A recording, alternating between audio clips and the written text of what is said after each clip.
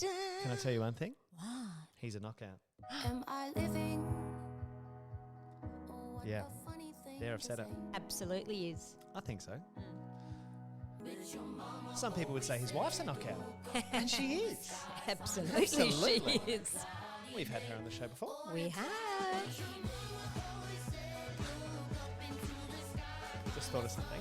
Ooh, Yeah. okay. Well, I heard it today, actually. Heard it today on the radio. But you know what? We're on the You air. heard it here first. What did we hear? Good morning. Good morning. Hello. Hi, everyone. You're on a brand new episode of Livin' Podcast with me, Vince Fusco. And me, Nancy Timpano, who can't hear herself at this minute, so bear with.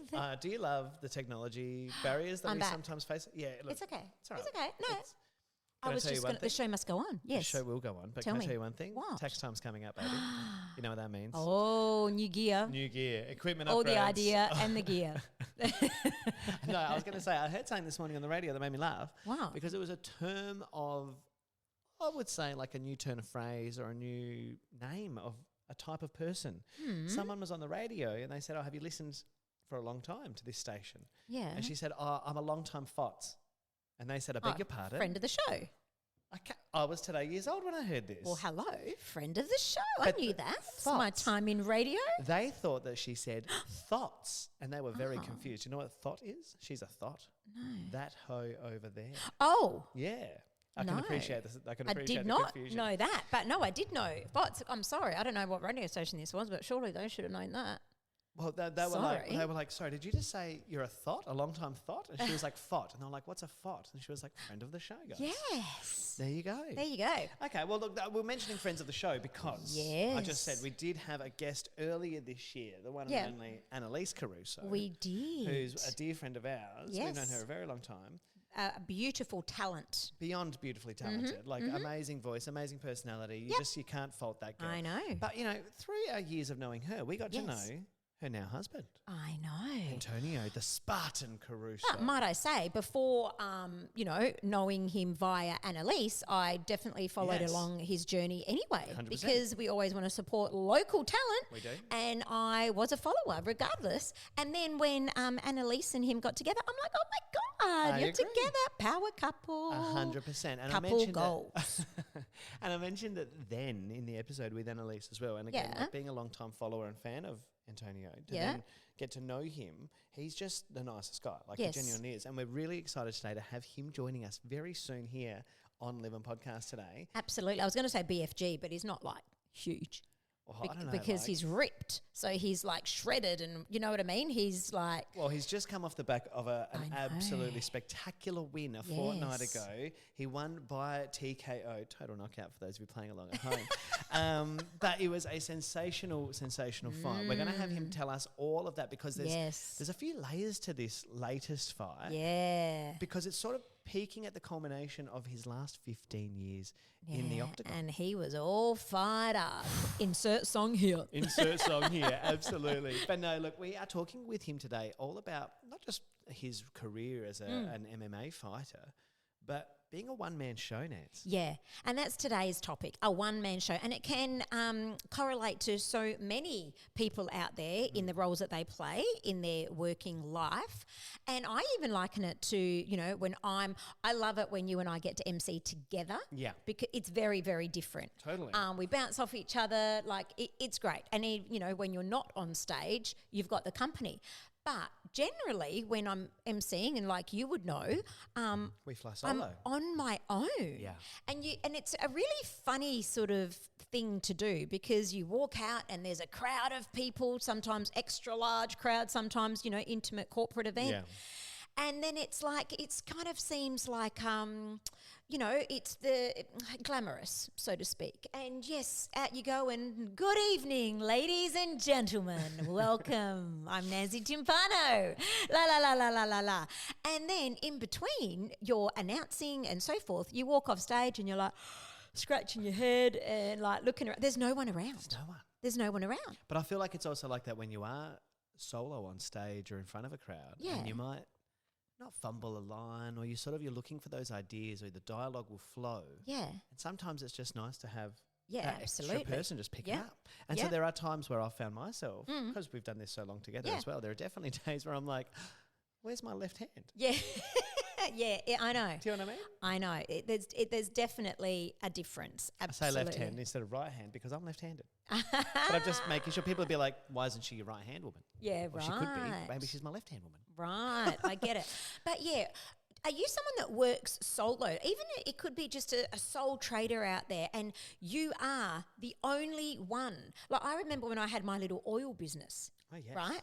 And I felt like, because I worked from home and I'd run workshops and I'd always have, people over, and I felt like all I did was cut up carrot and cucumber and make hummus and Sounds delicious. welcome people. But what I'm saying is the lead up and the preparation was all myself. Oh, yeah.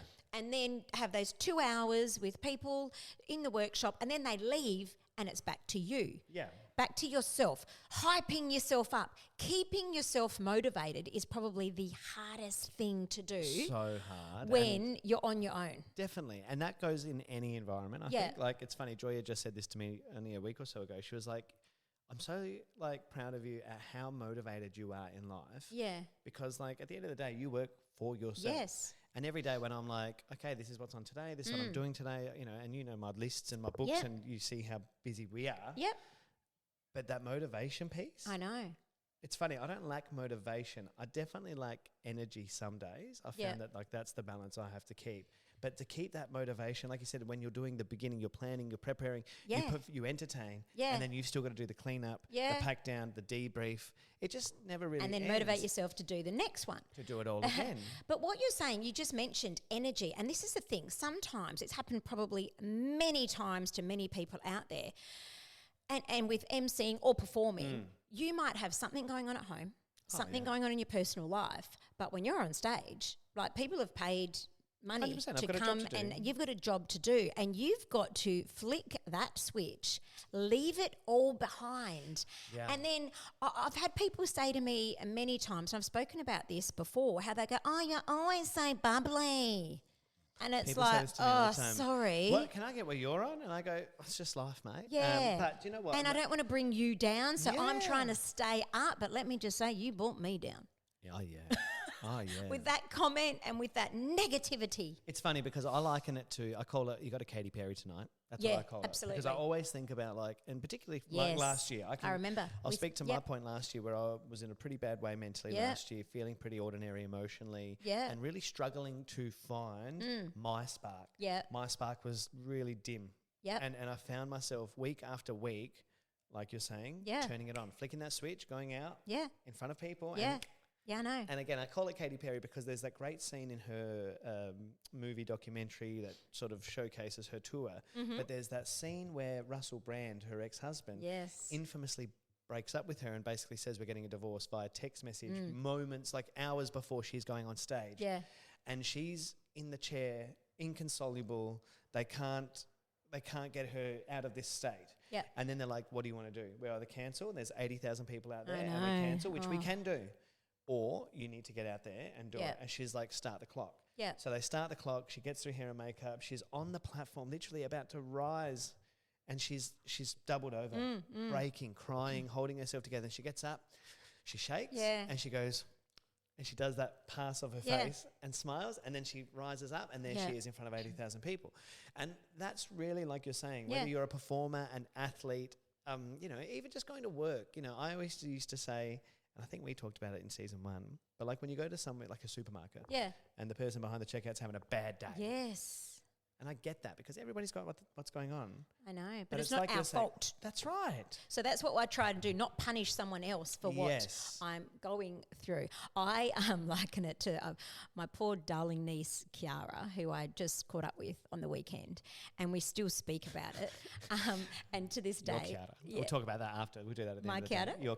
No, as in my Kiara. when you were mistaken for Kiara. Or Kiara was mistaken for you. Oh, And what a compliment. What a gosh. beautiful thing that my son had said. Wow. We'll talk about that later. 100%. Sorry, but Kiara. But I remember when, prior to having Jaden, I was, struggling to have him, and we didn't tell anyone what was going on. The lead up, all the mishaps, miscarriages, all the things, right? And I remember young Kiara, I reckon she was, I don't know, maybe 15, 16, and every time she'd see me, she'd go like, Auntie Nance, when are you going to get pregnant? Or would be at a family event and would go to have a drink, and she was like this. Bless her. And I'm like, what? And she goes, I'm just seeing if you're drinking. Because she was just wanted it. Yeah.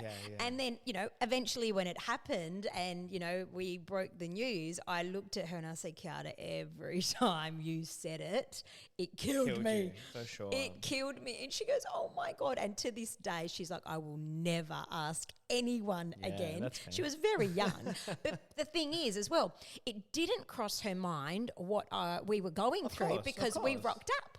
Correct. And we were happy and we showed up and we didn't bring the mood down, and it's what you do when it's a one-man show. When it's a one-man show. I'll tell you what else feels like being a one-man show, and it is being a business owner, a sole business owner. Yes. Like, I'm the cleaner, I'm the accountant, Yes. I'm the director, I'm the lunch lady, I'm all of those things. Yeah. And it's a gift. It is a gift. Yeah. But it doesn't mean that it's a lot. It doesn't mean that it's not a lot, rather. And, one of the other big jobs that often feels like it can be a one-man show, even though there might be two of you, sometimes four of you, sometimes more, is parenting. I was just going to say, I'm sorry, and I was going to say mums, but that's No, not right. And that's why I'm trying. But I agree with you. But I think I mums take the brunt of it. They take most of that, let's be honest. Yeah, I love those reels and memes that come up and say that, you're the coach, you're the umpire, you're the motivator, You're the nurse, you're the cook, you're the psychologist, you're the nurse, you're everything. You're the doctor, you are the one-man show. everything. Yeah.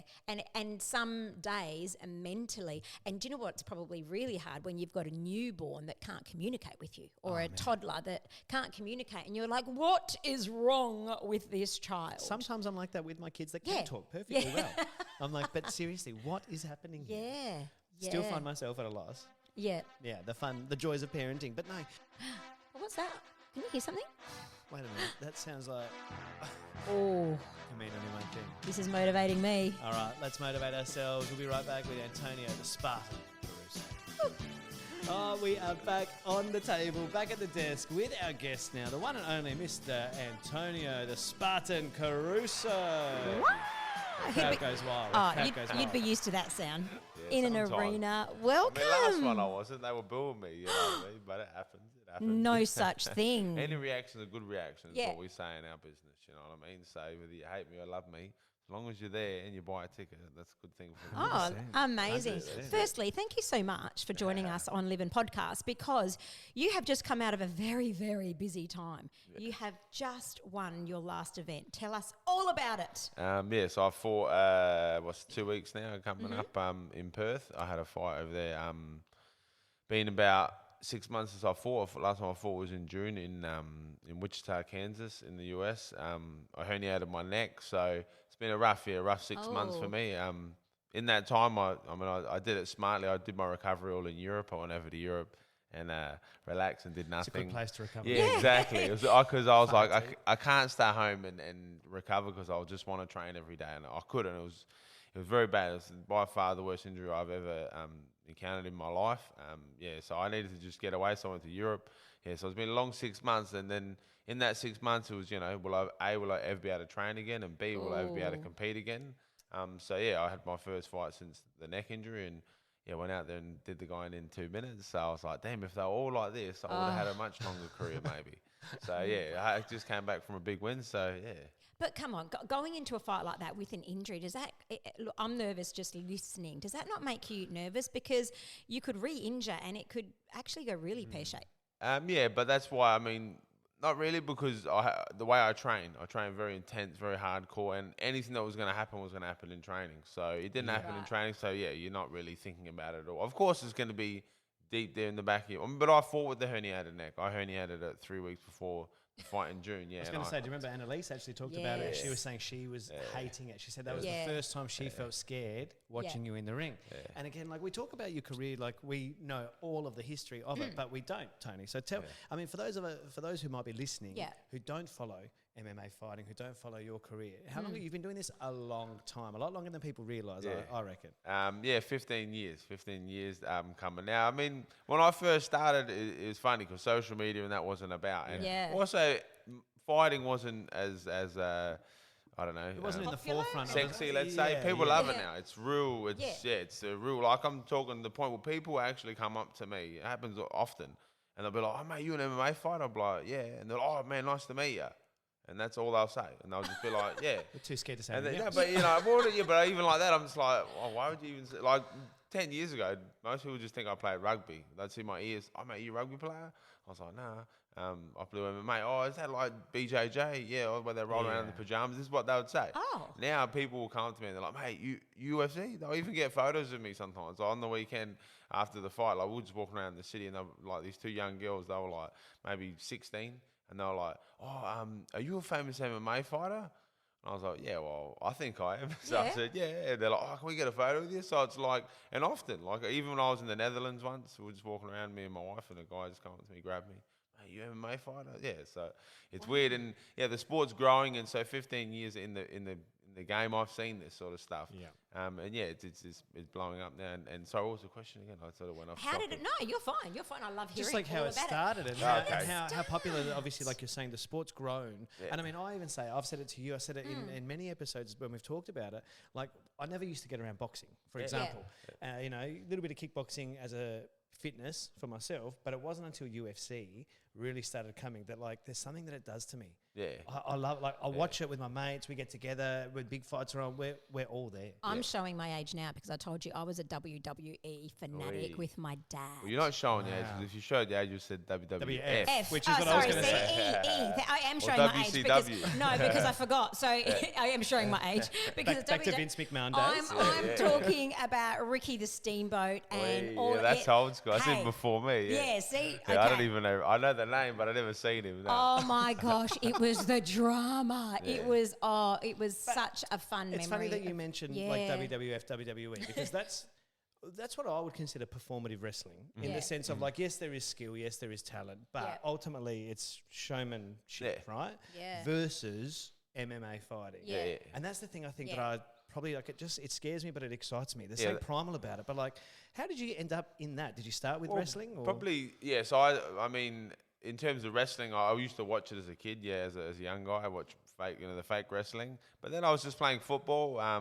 I really thought I was going to get. I just think I'm the best at everything. That's just me as a person. That's I thought I all was going to me get too. drafted. Yeah. And then nothing was coming about. I got to like 19. I wasn't going to make it. And my brother Sav just sort of grabbed me one day and he was like, "Look, Tony, like." You know, because growing up, I was probably I mean, it's not shameful saying it about my brothers, but I was probably the weakest. I was a little pussy. The boys would get into, sorry about my language. No, But no, the you're boys would right. get It's into podcast. fights, and they would smash people, and even at school, bash people. And I was scared of it. I'd be intimidated by it. I'd be like, "Oh man, we're all worried about it." You know, even to the point where my brother Sav would, be bashing people, and I'd be like, "Sav, calm down, shut up, sit down, or help." You know what I mean? That's it. He was If there. you're not going to help, shut Yeah, up. so I was sort of like that as a kid growing up, and then we got to like 19. I wasn't gonna make football. My brother Sav was like, "Look, Tony, I really want you to know how to fight, so you got to come with me to do jiu-jitsu." So I challenged him. I was like, "Oh, jiu-jitsu shit doesn't work." I didn't even know what it was, to be honest. I never watched it. Just once again being arrogant.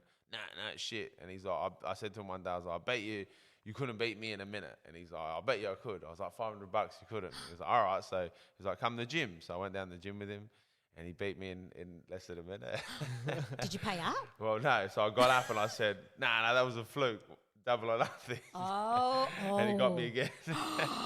Oh my So, gosh. and I never paid him. So you're I said, $1,000 in the hole I was to in the Sav, hole with good. Sav, yeah, plus interest. So damn.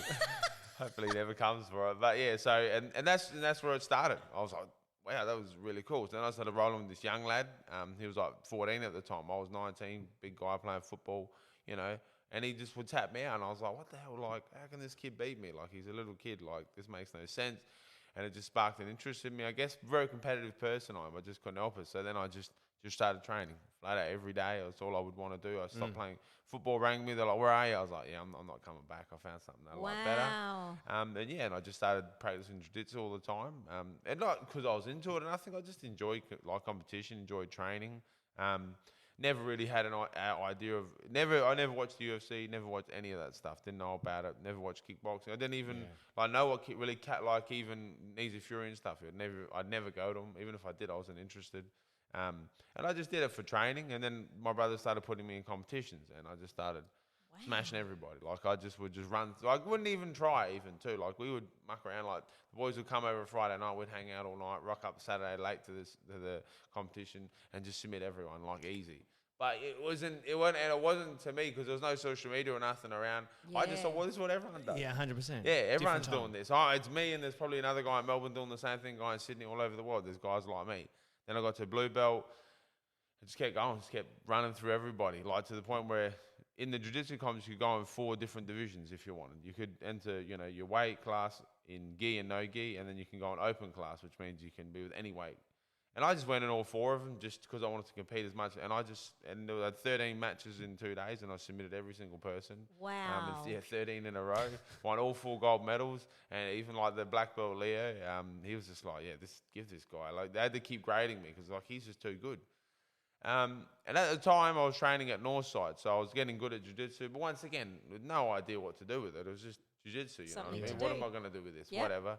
And then boxing, we had at our gym at Northside, we had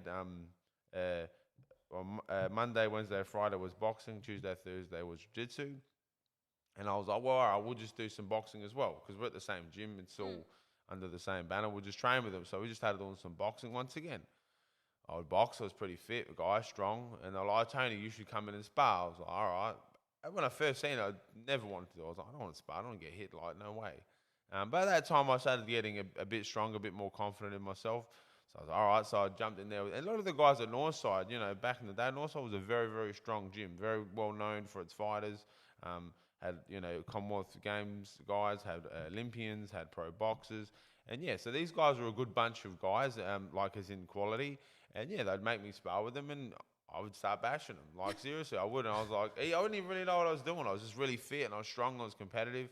Then Sav was like, well, why don't you do MMA? And I was like, well, I don't even know what MMA is. And he was like, I'm going to put you in a fight. And I was like, I mean, that's how I remember it. He alleges that. But I remember asking him once why he did it, because he says, because I was such a big mouth. He's like, you had the biggest mouth, you tell everyone how tough you are, and you smash everyone.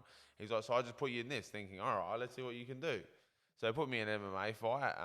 Once again, I didn't know how to train for it. We actually, like, the funny thing is when I tell these stories, I'm like, we were in Bali for like 2 weeks, and then I came back and fought a week later. And in Bali, we'd like go for a jog. Drinking. We weren't really drinkers, luckily, but we'd be eating whatever we want, like running amok, staying up all night, going out to the clubs. Didn't care. Like, but one thing, I never knew how to get ready for a fight. Totally. I never done a fight before. And came back. I remember we got up as we were flying back. My brother's like, quickly stand on the the luggage scales. Yeah. And he made me stand there. He's like, oh yeah, your weight's pretty good. You're okay. We came home and I fought my first MMA fight. Like I said, not knowing, never seeing it, never watching it, never knowing what it is, and just went in there and I beat this guy again. I was like, all right.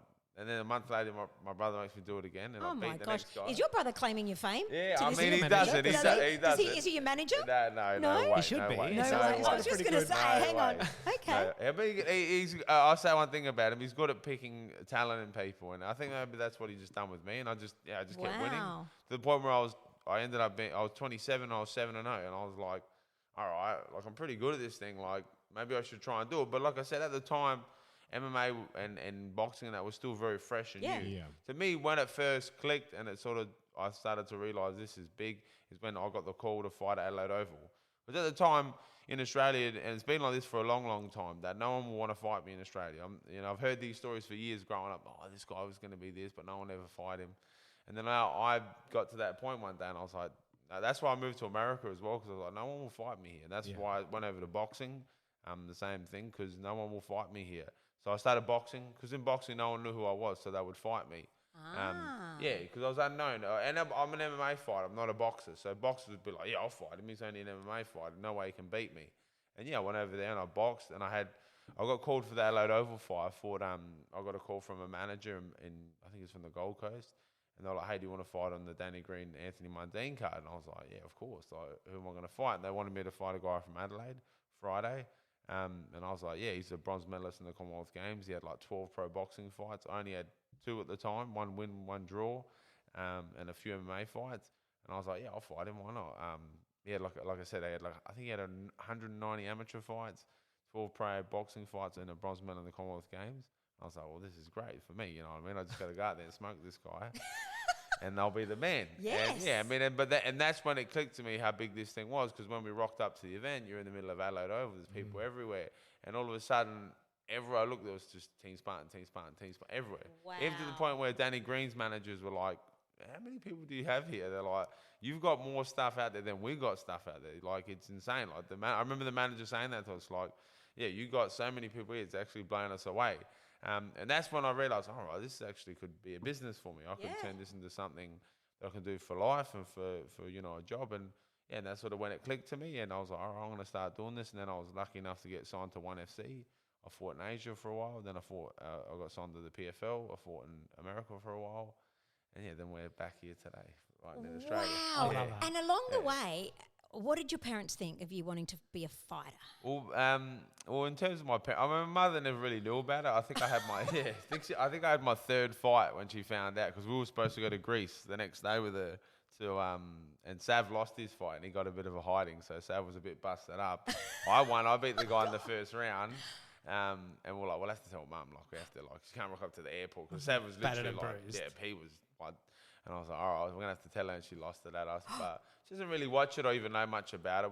To be honest, I don't really talk to my parents about it all, because You don't want to worry them. yeah, that's right. To be honest, most people, like, they can't handle it. No. They really can't. Like, even my in-laws and stuff, I love them, you know, but yeah, I just can't be around. Like, my mother-in-law came to Perth, and I was just like, to my wife, you know, the nicest way, I can't see your mum before the event, because they just will ask, they worry. are you 100%, okay? Are you, 100%. you know, just silly, and you just, Yeah. and no offense to her, but everyone does it. My Of dad, course, I of can't, I course. don't speak Look at to my, me. I've gone into Mum mode. mum mode. yeah. And here I'm just thinking how ridiculous I was, you know, watching Huge in goals with a ball coming at him. And I'm like, and this guy's in a ring with a guy about to knock him out. 100%. Oh my God, I'm weak. But that's where I'm my wife weak. turned around, because she would have that same idea. But it's not. Yes. Your husband's in the goal, is about to save every goal and become a world Yeah. champion. He's going to be the best goalkeeper in the world. Yeah. That's the thought process. And I that's know. same with my wife. That's why I had to swing her mind. Yes. That's why she's okay, because it was that. It was what you said. And I It's did that belief in change. knowing. I It's the belief in absolutely knowing. changed. But initially, I'm Yeah, like, of get course, it of away course. from her. Yeah. Yeah, wow.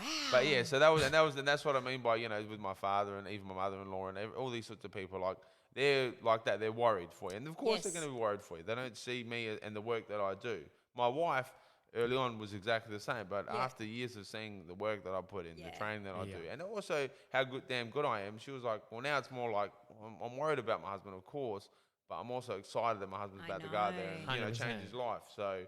Yeah, same with her. When she goes out there to sing, I'm not I going know. to, you know, I'm excited for her. I'm like, come on, I you know. And, know. like, I work a lot with a mindset coach, and also martial arts in a way is a very, you know, a mental holistic. game. It's a holistic thing, Yeah. you know. It is. People see it as this rough, tough, and some guys are. They're complete, you know. Some guys, in my opinion, are fools the way they carry on. I'm a martial artist. That's how I was brought into Yep. the business. So I work on myself, my mind, and there's those sacrifices there. Sometimes, you know, you want to hang out with family, but you just Yeah. can't. You I know, my get it, brother, I you get know, it. leading into my fight, he's like, oh, let's go for burgers. And I was like, mate, I've got to fight in 2 weeks.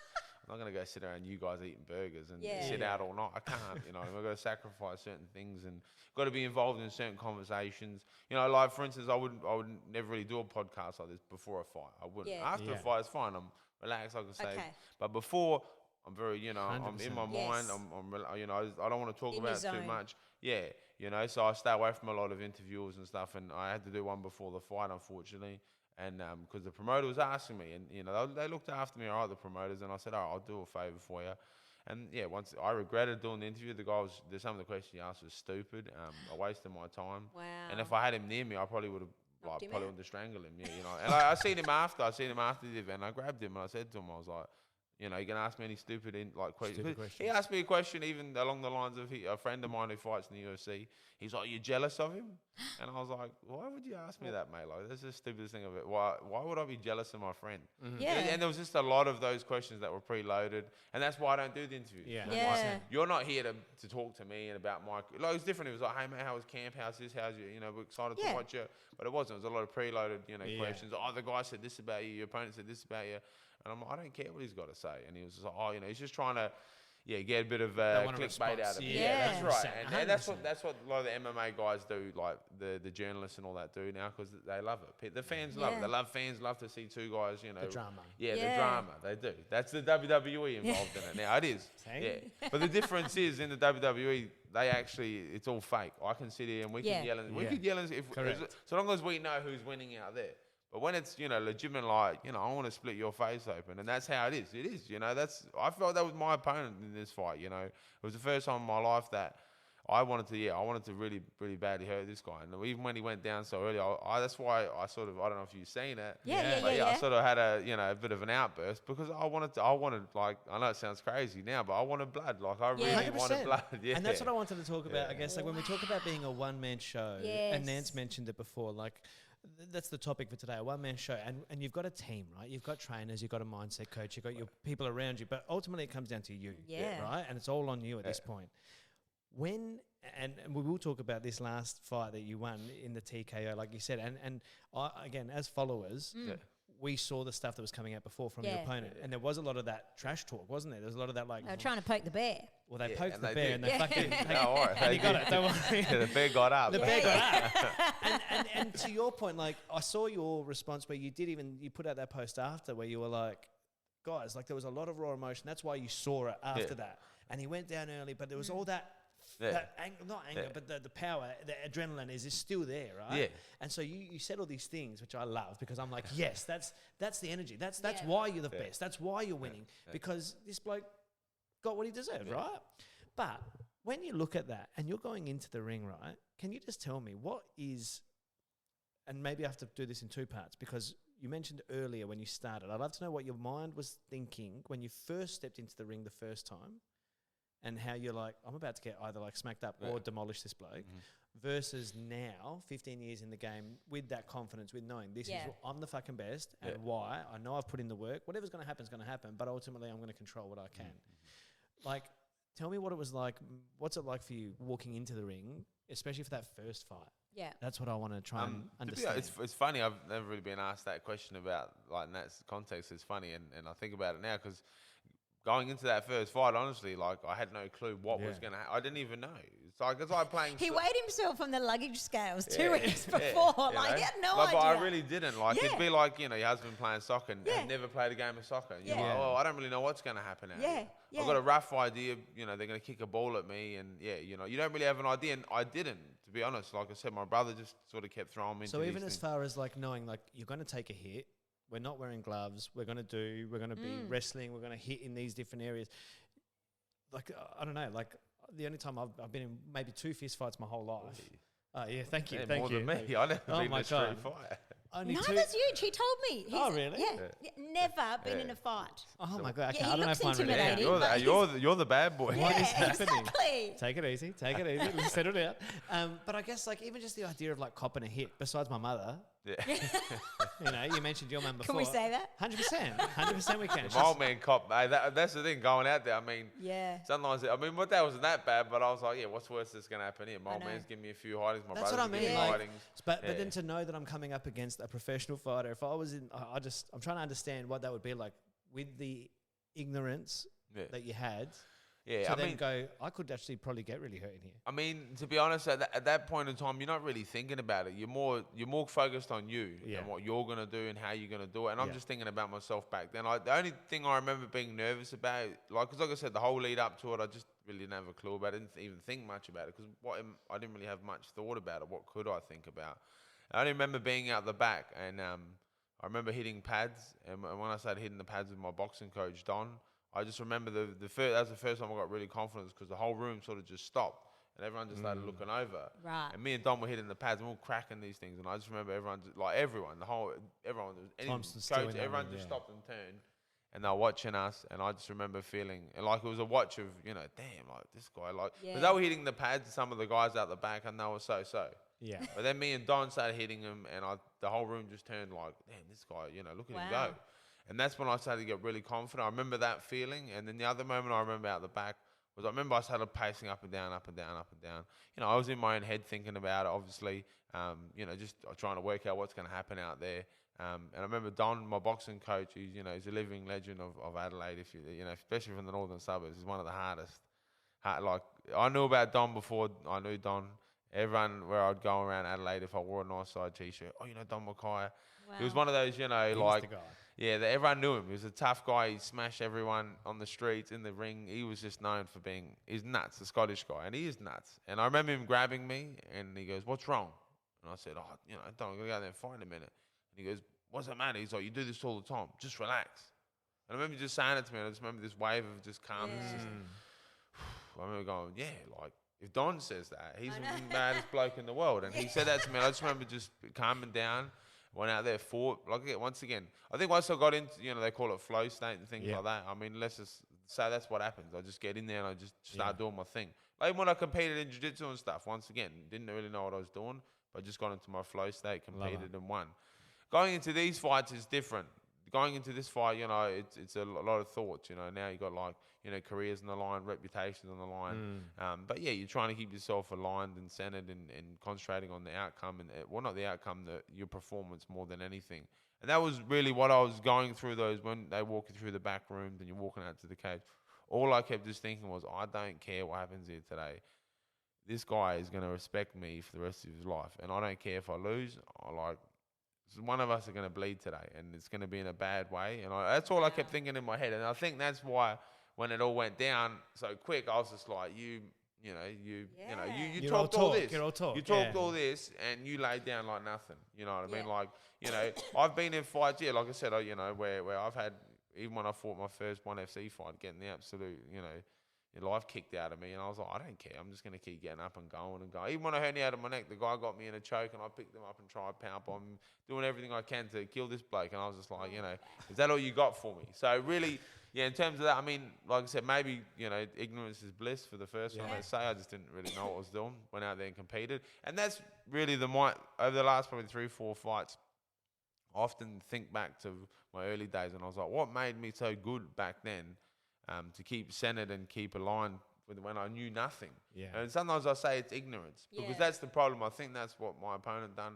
They build up this, UFC, I'm the next bloke for the UFC. And now you're putting all this weight on your shoulders. Yeah. He's old, he's useless, I'm going to smash him. So now it's all this pressure's mounting and mounting and mounting. Arrogance versus ignorance. Yeah, exactly. Yeah, I'm just here to fight. I'm just here to have a fight, mate. Nothing else. You're putting all these stakes on top of it. Careers, UFCs. You're going to retire me. You know what I mean? All this stuff that is not needed, and I'm just in the background going, I don't really care what you say. One of us is going to get hurt out there, and I don't care if it's even me, but one of us is going to get it.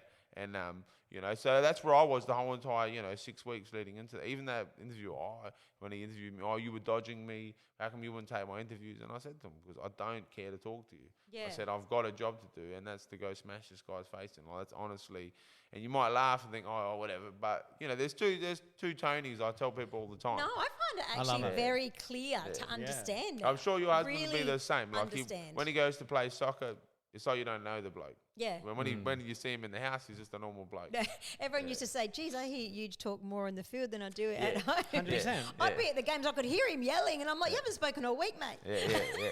Yeah, I can see that because I think he's very quiet at home, but very different. Yeah, the switch goes on. It's like having a split personality. White line 100%. fever, they call it, whatever it is. I mean, even you guys, your performance stuff. Yeah. There's, 100%. there's you. Oh, and when then the lights are off, the performance. cameras That's off, the right. mics are off.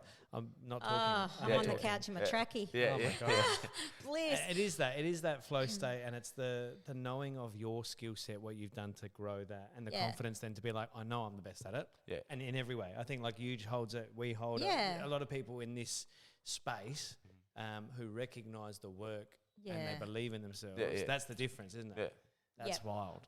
I think now with all this experience that you're talking about, you train guys as well at your gym, right? Yeah. you must be like it's a double-edged, like you're getting 2 for 1 with you because you're getting the mindset coach, Yeah.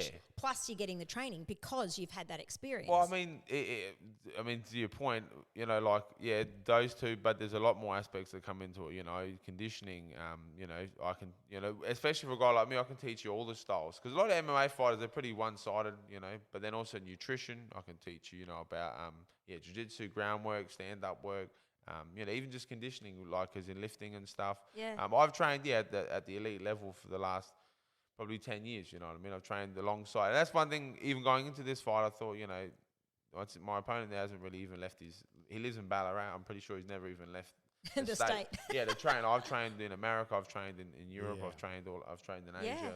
I've trained all over Australia. I know how to prepare mentally, physically, condition myself, eat the way I cut weight as well. You know, I'm cutting sometimes, you know, over a 6-week period, I cut 12 kilos, you know. In 2 days, I cut 6 kilos, you know what I mean? To do that sort of stuff, Oh. yeah, it's mentally grueling. You know, I just Yes. sit on the weigh-in though, I just sit in the sauna for an hour and 45 minutes, you know what I mean? It's ridiculous. You get someone to do that with water and they wouldn't do it. correct. You know what I mean? Yeah. You know, my teammates have to like pick me up out of the sauna and put you on a bed and you lay there and they wipe you down, then you got to get on the scale. So that's what I'm saying, you know. So that I'm sort of with coaching people, and I even work with football AFL boys as well. Yeah. And that's one thing I tell the boys: I'm not here to get you fit. I'm not here to teach you how to box, unless you really, really want to know how to do it.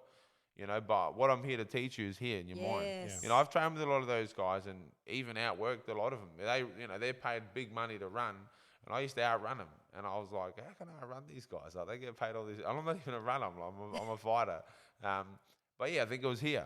Yeah. Because, you know, in my opinion, a lot of people are mentally weak. And it's not because you're mentally weak It's because you stop working on your mind. Correct. Yeah. That's You exactly know? what I was going to say. If you're not using it, it's a muscle. That's Yeah, it is. absolutely a That's muscle. how I've always thought about it. It's a muscle, you know. You whether you read or you do, you know, whatever you do with yourself, mental stuff. You know, Yep. you know, I don't know, meditate, whatever it is, ice bath, sauna. Yep. You got to constantly be working on your mind. You know, because I think we do it till about 21, 22. We're all like, you know, trade, school.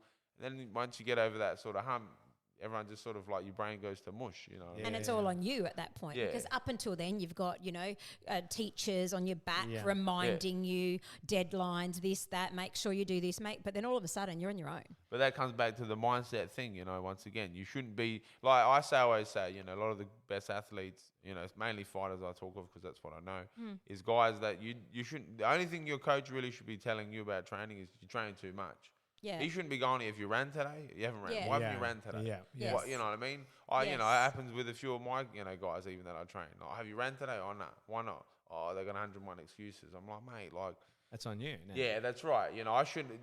I'm only here to hold pads for you, teach you skills. You know what I mean? Have conversations here and there with you. But your conditioning, your running, your lifting, your diet, you need to take care of that. Unless, I mean, if you want to put me on 100 grand a year, I can take care of all that. But you know what I mean? That's how. Exactly. And even back to, you know, you guys often refer to with a team and stuff. I mean, yeah, I've got a good team, but a lot of that team, when you say is mainly just friends and family. Yeah. When you talk about a team, I majority have taken care of everything for myself. You know Yep. what I mean? I had people like Don Mackay and Peter O'Shea. They started teaching me 15 years ago, and then I started traveling and stuff. And then they stopped. Like, they were only part-time sort of coaches. They Yeah. had families and jobs and stuff, and then they sort of faded away. And yeah, so the last probably 10 years, a majority have been by myself, Yeah. coaching myself, training myself, seeking out all the information, finding when I was in America, finding a boxing coach. When I was training with my team in America, asking questions, oh man, how do you do this? How do you do Yeah. that? So mainly, yeah, a lot of it's been on myself. So to your point about the mindset stuff is because eventually you're going to be on your own. Yeah. And it's in many different contexts. That's why I love martial arts, because martial arts, it gives you your life. I say this all the time. It gives you your life in like a week. You know what I mean? One day you go in the gym, you bash everyone, it's the best day in the world. Next day you go in there, you get bashed by everyone, it's the worst day in your life. Yeah, You're depressed, wow. you know, you get injured, you know what I mean? Things like that happen. And, you know, always it's on you to fix all these problems. And yeah, I think that's why you got to stay mentally and physically sharp. And that's why I like martial arts for that very reason, because it teaches you those things. You know Yeah. what I mean? Like, I asked you to do 10 push-ups, you can do 9 and get up and be like, I did 10. But really, who's losing here? Yes. Correct, Yes. correct. Yeah, and it's that, but that needs to be built into you. That needs to be built into you. You don't just naturally go, oh yeah, I should do the 10. A lot of people will do the 9 and walk away. 100%. Yeah. But that comes with resilience and, sorry to cut you off, Yeah, that no. resilience of that mental discipline. Yeah. Yeah. And I think also knowing when you've got great coaches, like we talk about it a lot, about like when we were coming up through performance schools, dance, Yeah. acting, singing. Like I talk about some of my dance teachers Yep. who were legends in Yeah. like they were world known, world class elites. And I think about some of the things that we did in training that now seem barbaric. And like you wouldn't, even like when I say that my teacher used to put a wooden broomstick through my shoulders, like through the back here to keep my frame up, keep my courage up. And I'd have to do that for an hour and do the whole thing with that. But then I look at like the results, right? Correct. But it's that mental game of like, this is hurting, but I know it's going to hurt, but look at what I'm getting. Yeah, that's right. And then it's that practice, that conditioning. Yeah. So even then, when you look at that, I go, a lot of teachers today, I think as well, ease up a little bit more because they're like, we don't want to push too hard. Versus the accountability piece to say, well, mate, this is actually on you. I say it to my kids now. Oh, we go to basketball training. Oh, Dad, I don't have my bowl. I say, mate, that's your job. You don't turn up to soccer training or basketball practice without the ball. When you come to drama, come to acting, don't come without your script. Do you know what I mean? I had a chat with a school mum just a couple of days ago how now, the kids, our kids are 10 and now she's like, if they're going on holiday, she'll open up their empty suitcase and she'll say, pack your gear. Yeah. Because then on holiday, when they're whinging that they don't have their stuff, it's on you. 100%. It's on you. And from that moment on, she goes, they will never forget their stuff. They will. And it's the best. But it is the best learning. But it must be so rewarding for you, Antonio, for these boys that you train, for example. I reckon they walk in as boys and they walk out as men. Like, is that like and that's so actually one of rewarding? the mottos I got on the wall. This is where I think, what does it say? I think where boys come, something about to become men, and then men become champions. You know what I mean? At first, you got to learn how to be a man before you become a champion. You know what I mean? And then you build these characters and these people. And I haven't worked too much with too many guys at the moment because I've solely focused the last 15 years of my career. I don't. No offense, and I tell this to a lot of people. I say I don't really care about your training and your career. I'm focused on me. My job is to be one of the best fighters in the world. That's what I've wanted to do for the last 15 years. So I sacrifice a lot of time, money. People come to me, train me, I'll pay you this and that. And I'm like, no, I don't really want to. I'm too busy trying to do my own thing. So I haven't had the pleasure of doing that, but I've been able to watch it. Recently, there's a young kid coming up. His name is Joe Machida. I've been it's been awesome to watch his career sort of. He was a soccer player, moved over now to Muay Thai. He's actually fighting in a couple of weeks. So to see lads like that. But also even just train, I've trained a couple of my cousins and stuff. And not only, because that's another thing too, don't quantify your life on championships and money and this and that, because, you'll only end up disappointed because there's always someone with more and greater this and that. But to see some of the characters and shape themselves into the strong, hardworking men that they are and good people that they are, that's also very rewarding. I personally haven't had too much of that yet, but, a good friend of mine and a coach of mine, Sam Benetti, he was like that. He coached a lot of young guys to the point where me and Manoli Kamburis, he was in my corner this fight, and me and Manoli have known each other since we were like 20 years old. And we met at Sam's. We just would train at Sam's. Then also another good friend of mine, Tom Cosmides, we also met there. So it was a group. I know half these people that you're talking about. I'm like, yep. And that's what I mean. So to your point, I haven't had the pleasure of doing that, but I know what martial arts can do. And I'm more saying about Sam. He had what you're pretty much saying is me, Tom, Manoli, my brothers, so many guys have come from this one little gym, and we all became friends, all good people, and and it's funny, Manoli cornered me now this fight, so you're talking, 15 years later, he's now in my corner, that's a cool thing with martial arts, watch people grow. I mean, that is my aspiration after my career. I'd like to sort of try and start something that isn't so martial arts, karate based, MMA based, but not MMA for fighting. And I want to do it for, for youth. I want to have like a program for like 5 to say 9-year-olds, 9 to say, 15, 16, and then to 18-year-olds. Love that. Yeah, and teaching kids how to, defend themselves, confidence. But up here as well, though. But that would also be that comes with just showing up. That's the thing, would be the biggest sort of, I guess, thing for the kids is, you just showing up here is building this. Oh, 100%. My boys do karate, and it's exactly that. Like every Tuesday, it's that. And even the days where they're like, I don't want it tonight. I'm like, put your gi on, put your belt on, we're going. You get on the mat, and once they're on the mat, they're there and they're in. Yeah. And then they love it. They come home like, Dad, oh, did you see that? I got called up tonight to do demonstration. Yeah. I got another stripe tonight. And you're like, Yeah. I love that. Like Yeah. that piece is so confidence building for Yeah. them as well. Yeah. It's great. It's wonderful to watch. Like Jaden did it a few years ago. He for a short time because we were trying to work out what he likes. So we're trying him all the things. So we went to try, and they looked at me and Euge, and they said, "You realise that you guys can do it at the same time." Yeah. So I was like, I can't bring him and tell him he has to do it and not be it. So there I was. I started doing it with him. And then, Jaden would come and go, man, that sensei, he yells, mum. He yells a lot. So I did it for a stint, I don't know, 6 months or something. And then the old body sort of like, I'm like, I don't know about this. And then he kept going. And then he's like, okay, I'm done. It just wasn't for him, but he gave it a go. Yeah. He absolutely gave it a go. So before people start DMing you or us after this episode to say we want to come and train with you, can they or can't they? Yeah. I They train can? people, but like I said, I'm getting close to the point of opening up my own sort of facility. At the moment, I've just got a gym in my house that I train people, but I'm looking to open my own facility because I want to try and do what I was saying before, to train, youth and, young. For instance, I think a lot of the karates are outdated. A lot of these martial arts that a lot of these kids are doing, it's outdated stuff. And also, I question, I'm an honest straight up guy, I question a lot of the black belts. I'm like, I only got a black belt 2 years ago. 2 years ago or last year, I got my first ever black belt. And I'm like, I've been fighting all over the world for 15 years. I've had 22 professional fights. How come it took me so long to get a belt? And everyone here got a black belt.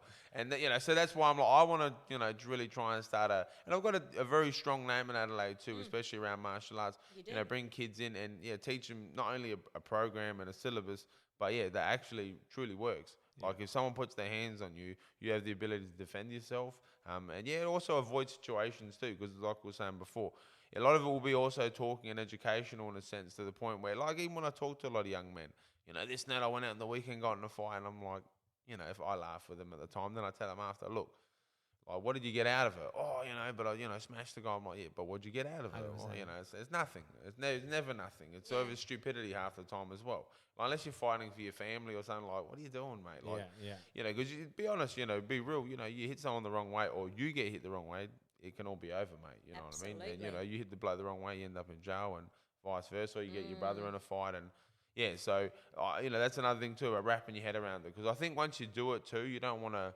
go out on the weekends and do it. Like I said, I never really get into fight. Well, never get into fights anymore. You know what I mean? Yeah. Like, I don't. You Is know there what I any mean? more that I liked? Yeah. Because it's just it's not worth it. Like, what am I going to do? I 100%. do it all day, every day in Yeah. the gym. And if you want to fight me, man, like, just sign a contract. We can get paid a bit of money, and we can do it in the cage. You know what I mean? Like, I got no problem with that. Even say leading up to my last fight, it's all this and this, and it's like, mate, you can chit chat all you want, like. The door's going to lock. Like, because at the end of the day, like, I can easily respond with things to you, mate. 100%. And we're just going to go back and forth, war of words, let's say. And ultimately, what are you going to want to do? You're going to want to punch me in the face. I'm not going to want to punch you in the face. So let's just wait. May 1st. Like, I don't mind you talk because I'm really not listening. But May 1st, we're getting in there, bro. We're going to do it. You talk in there. Say the things you're saying in there.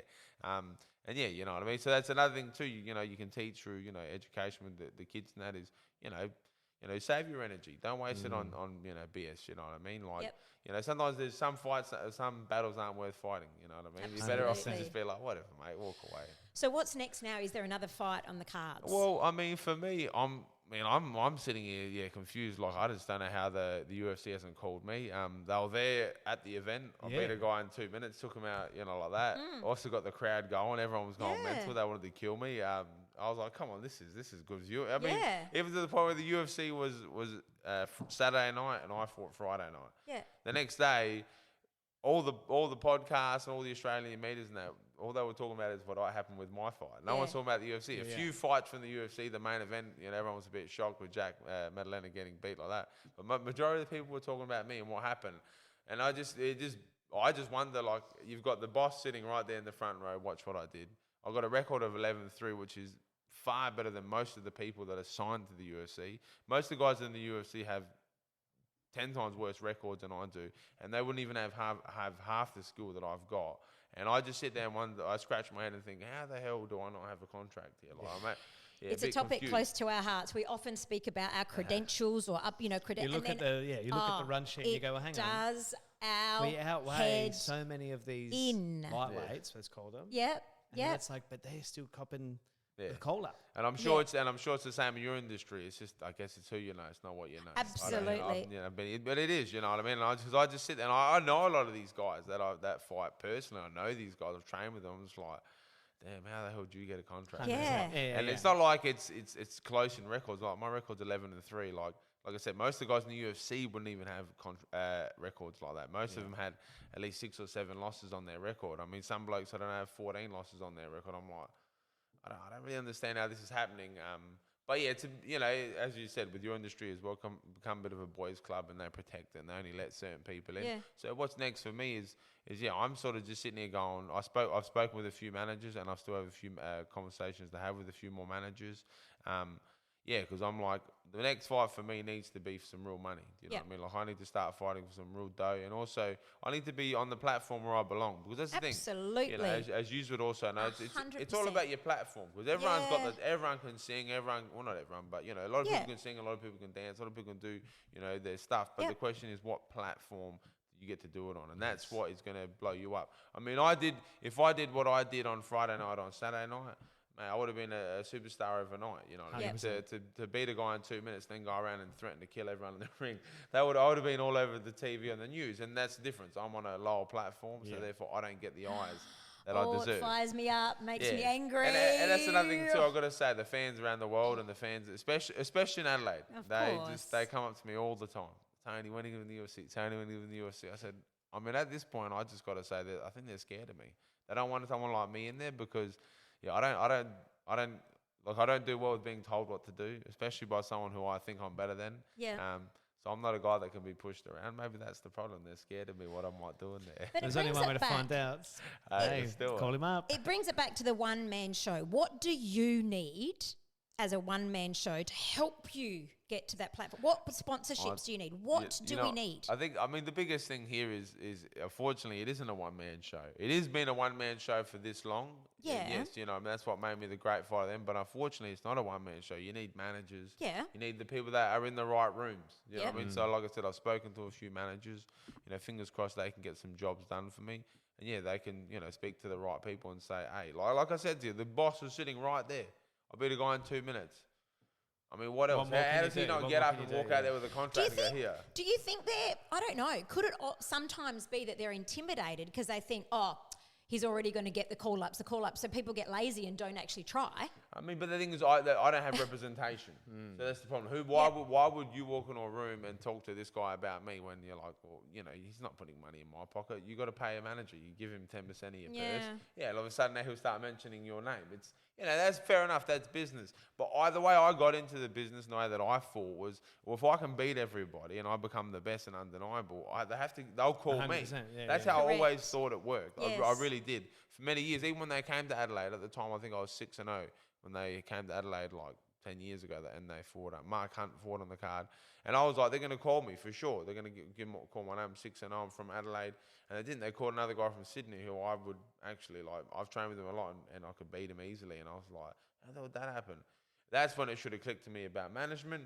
Once again, at that time, I wasn't super into it. I didn't think I could become as good as a fighter as I could. So it didn't really bother me too much. But now, I truly believe that I could be one of the best fighters in the world and I could win a world title. The difference is I just don't get the opportunities to have a crack at it. And that's what a lot of people say, who have you ever fought? But I'm like, well, I can only fight who they put in front of me. If you just give me one of the guys, anyone even in the top 10, I don't care. Like, give me one of them. I believe that I'm a world-class fighter. I've trained with world champions for the last 10 years at Killcliff, one of the best gyms in the world. I've been to CKB and trained with the elite guys down there and never ever once had a problem with anyone.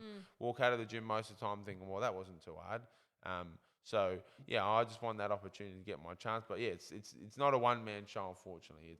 A lot of the guys that I know that are signed, they've got managers on managers and this and that. It's all about deals and who's helping who, and that's how it works. So unfortunately, it's not a one-man show. But it has been up until now.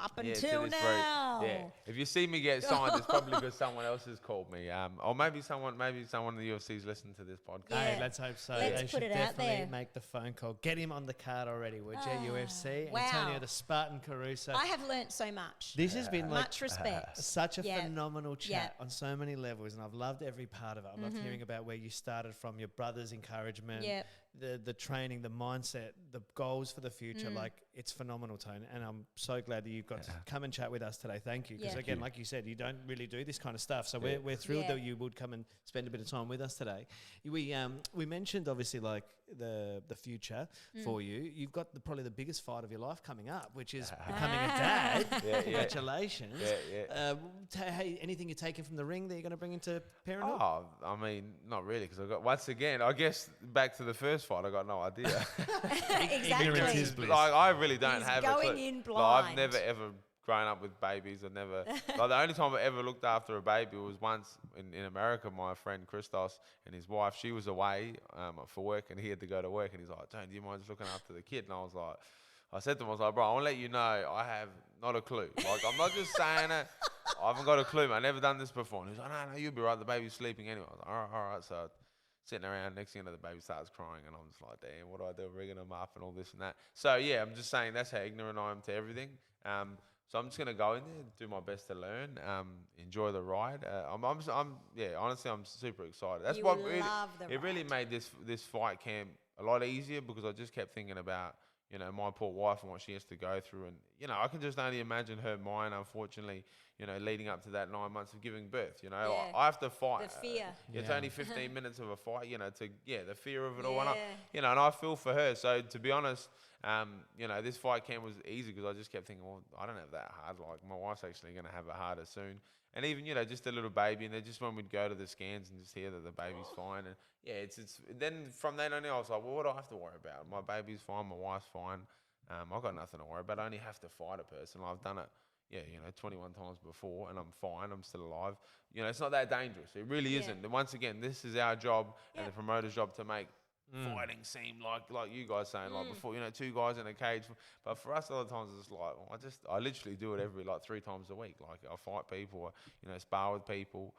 So it's easy, and knowing that my baby was fine and everything's good, and so I'm so excited. We're renovating the house at the moment, and just laying there and thinking of, soon there'll be a baby in the bed with us and little kid to run around with. Finally, someone that will listen to me. That's what I keep telling my wife, because she doesn't listen to me. So I'm like, finally. But look, she scored big, because she got a lover and a fighter. Yeah, look at that. How good Look is at that? that. No, look, She didn't have guys, to choose. if you're not already, get onto Instagram, go like and follow Antonio, the Yes. Spartan Caruso. Show him all your love. UFC, you need to be the ones to show the love. What are you Get waiting that contract for? ready, please. Yes. Tony, thank you again for joining you us guys, today thank on you. Live Thank Up you. Podcast. Actually, before we go, have you got one piece of advice that you want to share with anybody out there? What's one piece of life advice Mate, you'd I share? I get asked that often. I get confused with the sab, but I mean, I guess today's piece of advice would be if you want to do it, just do it. Yeah. Be yourself. And if you want to do it, just do it. Love it. Simple as Love that. it. Thank you so much. We'll see you next week. Brand I'm new episode. inspired. I think that's a total knockout of an episode, if you've got to be honest with you. Oh, look at that. I Look love at that. It was more than 2 minutes, though. Oh, it's fair. A little bit longer. But now the good part is he's not upset that this is over. You know what I mean? Like, at least when that fight was over, you're upset. It was over so quickly. Now he's like, this is great. Yeah. This is great.